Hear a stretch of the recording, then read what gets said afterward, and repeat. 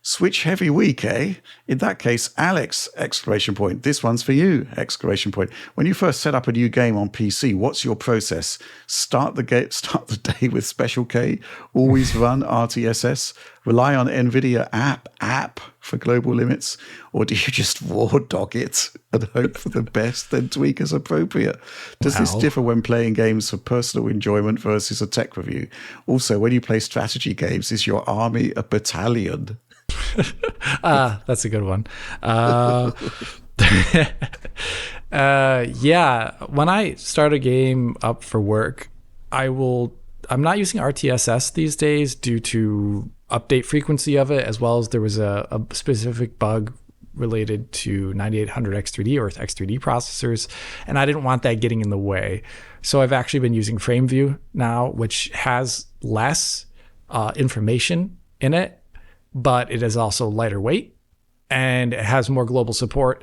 And it also does great things like has FCAT post frame gen. So you get sweet FCAT while also not getting blended frame gen stuff, garbling it up, which I really like. But that's for work. And that's what I would do when I start a game up with work. And not always, because sometimes I just want to see the experience of like what is generic fluidity without numbers on screen, right? And so sometimes I just won't load it up with anything and I'll just raw dog it like you described.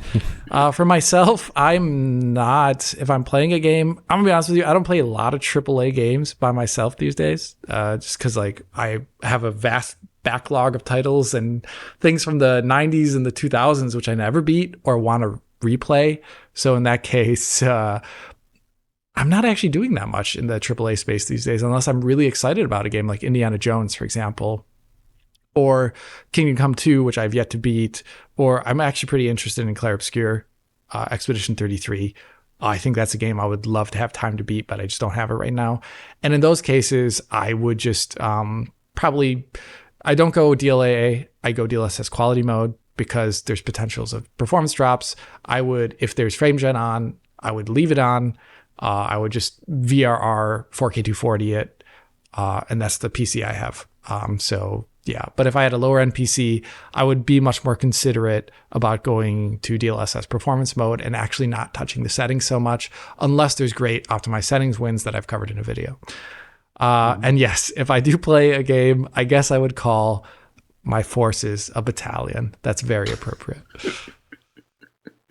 From my perspective, when you have got a high-end PC, it is basically a case of choosing what frame rate you want to come out at the end, and then just, if you've got a 5090, you're just going to run everything at max and see what happens, right?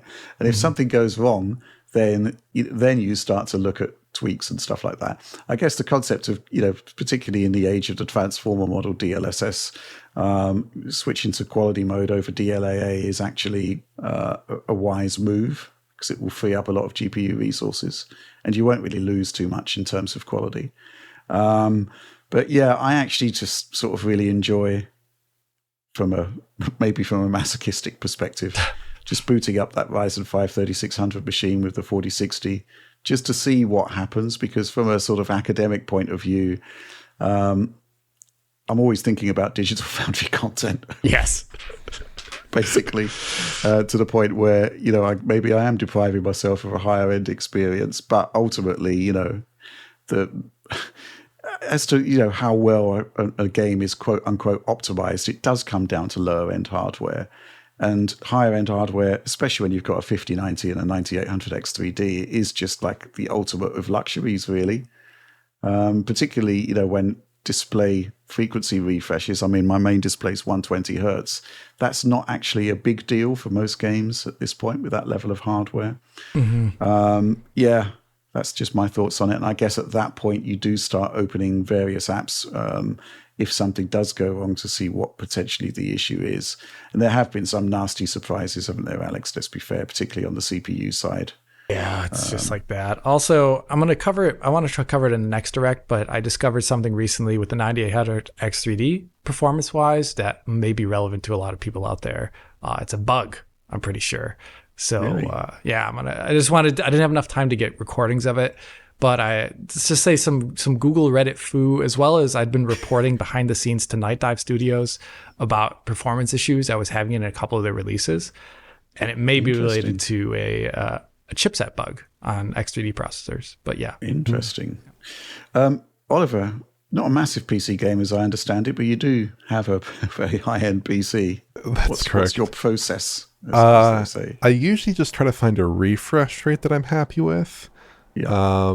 When I do need to tweak FPS caps, I usually use the NVIDIA app, and I try to target a frame rate I can hit like 80 or 90% of the time at least, if I do need to cap it below my refresh rate, which is 144 hertz. But in general, when configuring games, I do pretty boring setups. Usually I just max settings, trying to get 144 hertz or close to it.